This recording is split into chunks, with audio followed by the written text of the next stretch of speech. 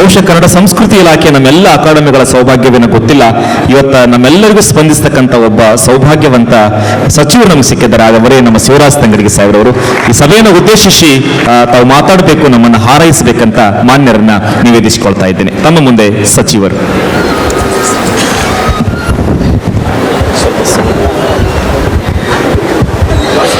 ಜಾಸ್ತಿ ಸೌಂಡ್.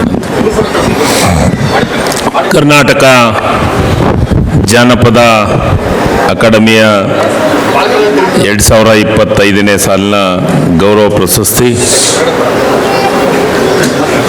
ಪ್ರಶಸ್ತಿ ಮತ್ತು ತಜ್ಞ ಪ್ರಶಸ್ತಿ ಹಾಗೂ 2024ನೇ ಸಾಲಿನ ಪುಸ್ತಕ ಬಹುಮಾನ ಪ್ರದಾನ ಸಮಾರಂಭದ ವೇದಿಕೆ ಮೇಲಿದ್ದಂಥ ಜಾನಪದ ಅಕಾಡೆಮಿಯ ಅಧ್ಯಕ್ಷರು, ನನ್ನ ಆತ್ಮೀಯ ಮಿತ್ರರು, ಹಿರಿಯರು ಆದಂಥ ಡಾಕ್ಟರ್ ಗೊಲ್ಲಹಳ್ಳಿ ಶಿವಪ್ರಸಾದ್ ಅವರೇ, ಮುಖ್ಯ ಅತಿಥಿಗಳಾಗಿ ಈಗ ತಾನೇ ನಿಮ್ಮೆಲ್ಲರನ್ನು ಉದ್ದೇಶಿಸಿ ಮಾತನಾಡಿದಂಥ ತಾಯಿ ಸಮಾನರಾದಂಥ ಡಾಕ್ಟರ್ ಆರ್ ಸುನಂದಮ್ಮನವರೇ, ವಿಶೇಷ ಉಪನ್ಯಾಸವನ್ನು ನೀಡಿದ ಜಾನಪದ ಚಿಂತಕರು, ನನ್ನ ಆತ್ಮೀಯ ಸೋದರಾದಂಥ ಶಿವರಾಜ್ ಅವರೇ, ಹಾಗೂ ಇನ್ನೋರ್ವ ಹಿರಿಯರು ಆದಂಥ ಕಡಲ್ಗೆರೆ ಶಿವಣ್ಣಗೌಡ್ರೆ, ಹಾಗೂ ಇಲಾಖೆಯ ನಿರ್ದೇಶಕರು ಆದಂಥ ಡಾಕ್ಟರ್ BS ಮಂಜುನಾಥ ಸ್ವಾಮಿ ಅವರೇ, ಮತ್ತು ವೇದಿಕೆ ಮೇಲಿದ್ದಂಥ ಎಲ್ಲ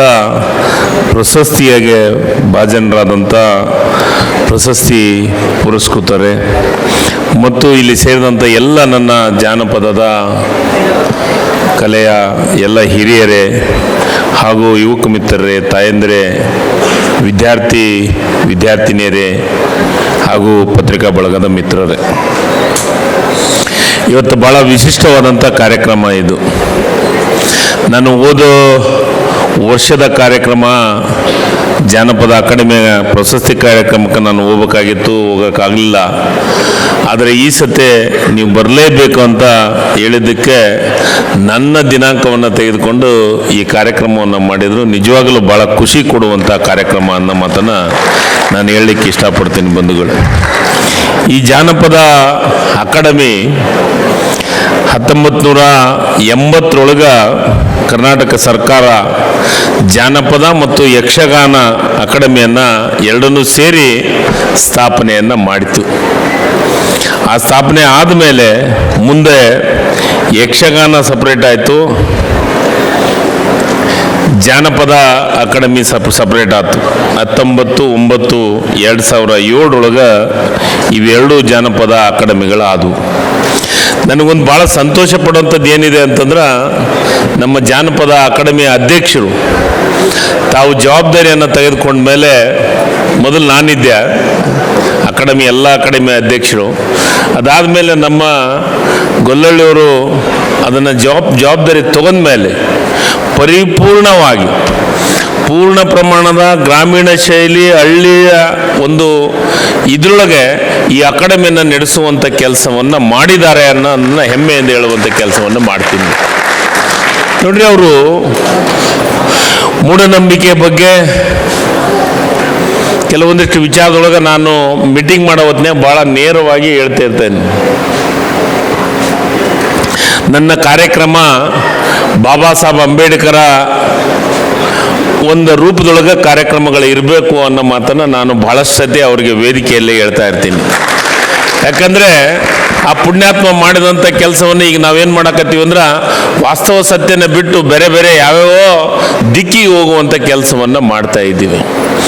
ಸಂವಿಧಾನ ಆ ಪುಣ್ಯಾತ್ಮ ಬರಲಿಲ್ಲ ಅಂದ್ರೆ ನಾವು ನೀವು ಯಾರೂ ಇಲ್ಲಿ ಅಷ್ಟು ಸರಳವಾಗಿ ಜೀವನವನ್ನು ಮಾಡೋದು ಕಷ್ಟ ಇತ್ತು. ಅದಕ್ಕೆ ನಾನು ಪ್ರತಿ ಸತಿ ನನ್ನ ಅಕಾಡೆಮಿಯ ಎಲ್ಲ ಅಧ್ಯಕ್ಷರು ಸದಸ್ಯರನ್ನ ಎಲ್ಲರನ್ನ ಕರೆದು ಮಾತಾಡೋತ್ನಾಗ ಆ ವಿಚಾರಗಳನ್ನು ಪ್ರಸ್ತಾಪ ಮಾಡ್ತಿರ್ತೀನಿ. ಅದೇ ಹಾದಿಯೊಳಗೆ ನಮ್ಮ ಡಾಕ್ಟರ್ ಗೊಲ್ಲಹಳ್ಳಿ ಶಿವಪ್ರಸಾದ್ ಅವರು ಮಾಡ್ತಾ ಇದ್ದಾರೆ. ನನಗೆ ಭಾಳ ಸಂತೋಷ ತರುವಂಥ ವಿಚಾರವನ್ನು, ಮತ್ತು ಅದರ ಜೊತೆಗೆ ಎಲ್ಲ ಸದಸ್ಯರನ್ನು ಬಹಳ ಪ್ರೀತಿ ವಿಶ್ವಾಸದಿಂದ ಜೊತೆಗೆ ಕರ್ಕೊಂಡು ಹೋಗುವಂಥ ಕೆಲಸ ನನಗದು ಭಾಳ ಇಷ್ಟ ಆಗೈತೆ.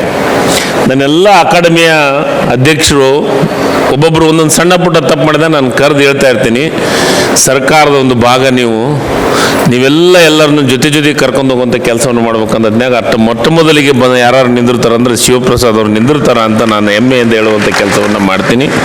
ಭಾಳ ಸಂತೋಷ. ಇಡೀ ರಾಜ್ಯಾದ್ಯಂತ ಎಲ್ಲ ಕಡೆನೂ ಕಾರ್ಯಕ್ರಮಗಳನ್ನು ಮಾಡೋದ್ರ ಜೊತೆಗೆ ಜಾನಪದ ಅಂದರೆ ಎಲ್ಲದಕ್ಕೂ ತಾಯಿ ಬೇರು ಜಾನಪದ ಅಂತ ನಾವು ಒಪ್ಕೊಳ್ಳೇಬೇಕು. ಸಂಗೀತ, ಯಕ್ಷಗಾನ ಎಲ್ಲದಕ್ಕೂ ಜಾನಪದನೇ ತಾಯಿ ಬೇರು. ನನ್ನ ತಾಯಿ ಸುನಂದಮ್ಮವ್ರು ಮಾತಾಡ್ತಾ ಇದ್ರು, ಈ ಶೋಭನ್ ಪದ ನಾವು ಮರ್ತು ಬಿಟ್ಟಿವಿ ನಾವೀಗ. ಶೋಭನ್ ಪದ ಮದುವೆ ಒಳಗೆ ತಾಳಿ ಕಟ್ಟಕ್ಕಿಂತ ಮುಂಚಿತ ಒಂದಿವ್ಸ ಹಾಡನ್ನು ಹಾಡ್ತಾ ಇದ್ರು. ಅದ್ರ ಜೊತೆಗೆ ಅದಕ್ಕಿಂತ ಈ ಅರ್ಶನ ಹಚ್ಚುವಂಥ ಟೈಮ್ನೊಳಗೆ ಒಂದಿಷ್ಟು ಹಾಡುಗಳನ್ನು ಹಾಡ್ತಿದ್ರು. ಅವಾಗ ನಾನು ಭಾಳ ಚಿಕ್ಕವನಿದ್ದೆ, ನನ್ನ ಮದುವೆಯಾಗೂ ನಾವು ಆಡಲಿಲ್ಲ ನನಗನ್ಸಿದ ಮಟ್ಟಿಗೆ. ಆದರೆ ಅದನ್ನೆಲ್ಲವನ್ನು ಮರಿತಾ ಇದ್ದೀವಿ. ಮರೆತರೂ ಆದರೆ ಜಾನಪದದ ಸೊಗಡು, ಜಾನಪದದ ಒಂದು ಶೈಲಿ ಇನ್ನೂ ನಮ್ಮ ರಾಜ್ಯದೊಳಗೆ ಬಹಳ ಆಳವಾಗಿ ಬೇರೂರುವಂಥ ಕೆಲಸವನ್ನು ಮಾಡಿದೆ. ಯಾಕೆ ಮಾಡಿದೆ ಅಂತಂದರೆ ನಮ್ಮ ಗ್ರಾಮೀಣದ ಜನರು ಇನ್ನೂ ಅದನ್ನು ಬಿಡುವಂಥ ಕೆಲಸವನ್ನು ಮಾಡ್ತಿಲ್ಲ. ಇವತ್ತು ಪ್ರಶಸ್ತಿ ತಗೊಂಡಂಥ ನನ್ನ ತಾಯಂದ್ರನ್ನ, ನನ್ನ ಹಿರಿಯರನ್ನು ನೋಡಿದರೆ ವಿದ್ಯೆ ಮೇನಲ್ಲ, ಎಜುಕೇಷನ್ ಶಿಕ್ಷಣ ಮೇನಲ್ಲ, ಆದರೆ ಅವರ ಜಾನಪದ ಶೈಲಿ ತಮ್ಮ ನಿತ್ಯದ ಬದುಕಿನೊಳಗ ಆ ಕೆಲಸವನ್ನು, ಹಾಡನ್ನು ಆಡುವಂಥದ್ದು ಐತಲ್ಲ, ಅದು ಭಾಳ ಮುಖ್ಯವಾಗಿದ್ದು.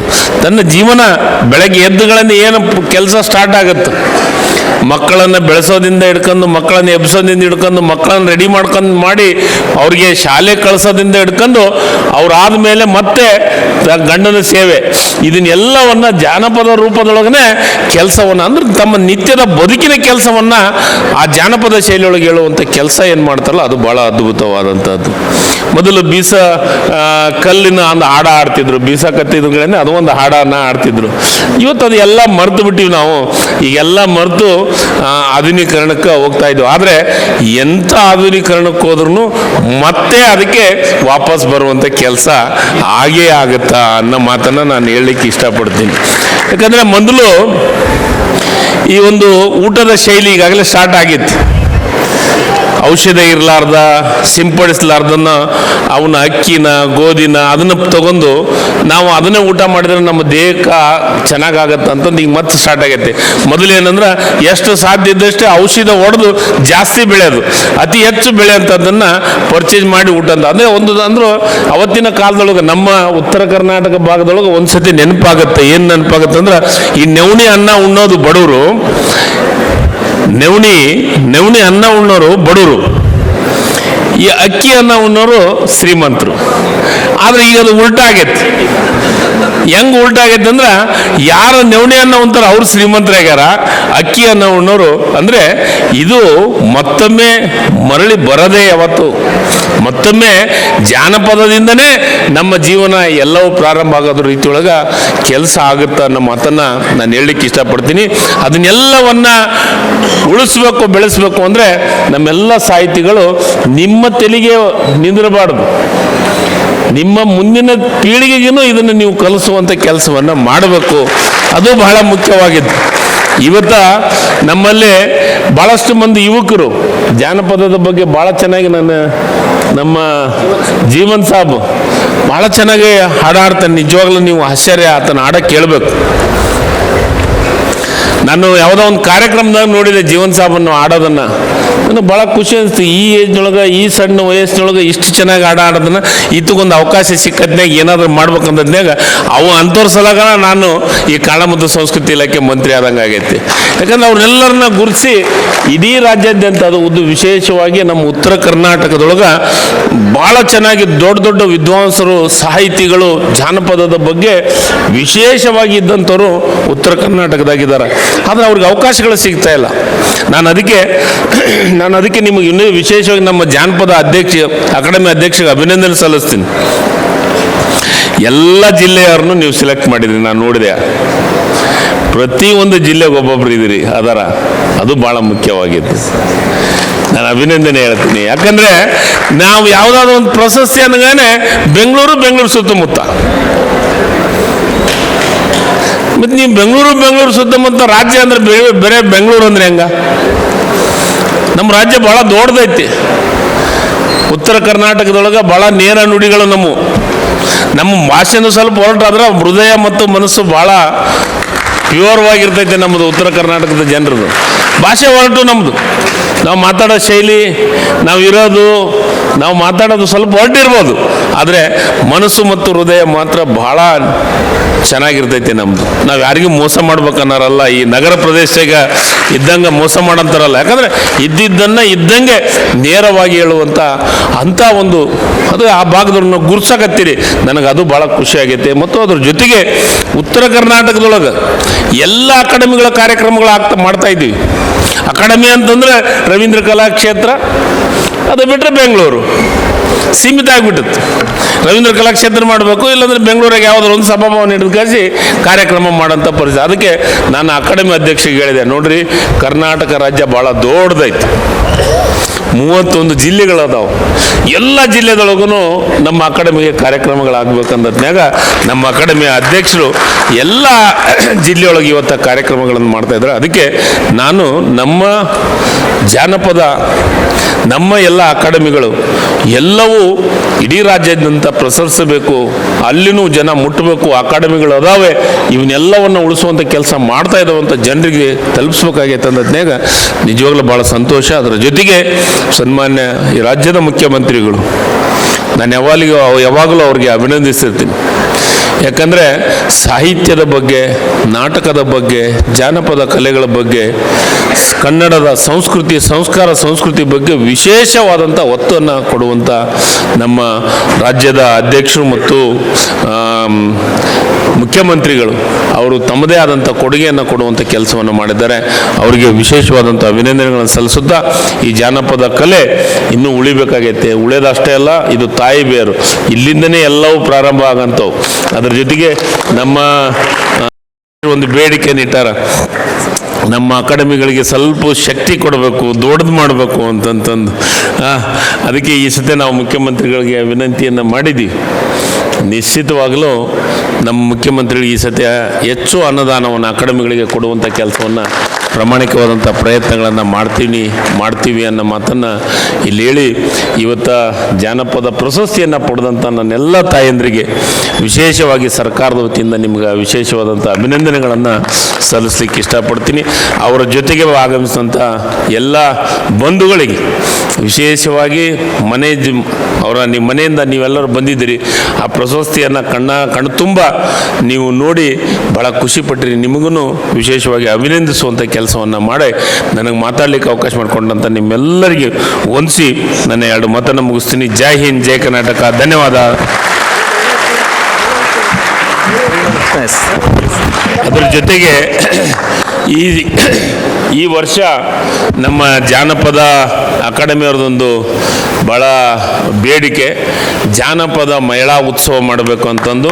ಈ ಸದ್ಯ ನಾವು ಅದನ್ನು ಅವ್ರು ಯಾವ ಜಿಲ್ಲೆ ಹೇಳ್ತಾರೆ, ಬೀದರರೇ ಹೇಳ್ರಿ, ಗುಲ್ಬರ್ಗಾರೇ ಹೇಳ್ರಿ, ರಾಯಚೂರರೇ ಹೇಳ್ರಿ, ನಮ್ಮ ಉತ್ತರ ಕರ್ನಾಟಕದಾಗ ಯಾವುದಾದ್ರೂ ಜಿಲ್ಲೆಯೊಳಗೆ ಭಾಳ ದೊಡ್ಡ ಪ್ರಮಾಣದಾಗ ಜಾನಪದ ಉತ್ಸವವನ್ನು ಮಾಡೋಣ. ಅದಕ್ಕೆ ಎಷ್ಟು ಗ್ರ್ಯಾಂಟ್ ಬೇಕಾಗೈತೆ ಅಷ್ಟು ದುಡ್ಡನ್ನು, ಅನುದಾನವನ್ನು ಕೊಡುವಂಥ ಕೆಲಸವನ್ನು ಮಾಡ್ತೀನಿ ಅನ್ನೋ ಮಾತನ್ನು ಹೇಳಿ ನನ್ನ ಮಾತನ್ನು ಮುಗಿಸ್ತೀನಿ. Thank you.